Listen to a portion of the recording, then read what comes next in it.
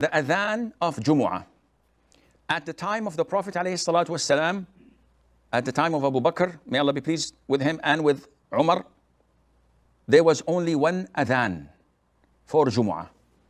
And this was not necessarily given at the time of Dhuhr, because as narrated by Jabir ibn Abdullah, may Allah be pleased with him and with his father and other companions, the hadith in Sahih Muslim and elsewhere, that the Prophet ﷺ used to call for the Jumu'ah Adhan, give the sermon and pray the Jumu'ah prayer, and the people would go out of the masjid and it's not still time for Dhuhr. And this is why Sheikh bin Baz and Ibn Uthaymeen, may Allah have mercy on their souls, say that it is permissible to pray and offer Jumu'ah sermon and prayer half an hour to an hour before Dhuhr time. Though the vast majority of scholars say, no, we have to stick with Dhuhr. The hadiths, authentic, beyond doubt, stated that the Prophet used to maybe pray it earlier than Dhuhr time. This is for Jumu'ah only. So the Prophet had only one Adhan. This Adhan preceded, or actually followed, when he entered the masjid and said, Assalamu alaikum wa rahmatullahi wa barakatuh, and sat down. The Mu'adhin calls the Adhan of Jumu'ah. Now, at the time of Uthman, may Allah be pleased with him, and he is a rightly guided caliph. And the Prophet told us, ﷺ, that abide by my sunnah and the sunnah of the rightly guided caliphs, who are the four, Abu Bakr, Umar, Uthman, and Ali. May Allah be pleased with them all. Uthman noticed that Medina had expanded a lot. And for the Mu'adhin to call one Adhan, as it used to be at the time of the Prophet ﷺ, by the time people came to the masjid, the salah was over. So he suggested that we introduced a second Adhan. As in the case of Fajr, for example, we know that Fajr prayer has two Adhans.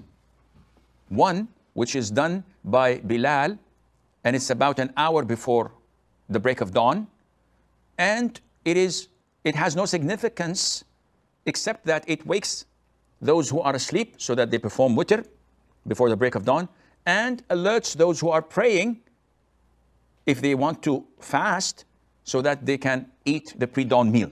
That's it. The second Adhan is the actual Adhan of Fajr, done by Ibn Maktoum, the blind man. May Allah be pleased with him. So Uthman suggested that Friday we do the same. The first Adhan is only for the mere reminding of the people that Jum'ah is due in within an hour, so come quickly.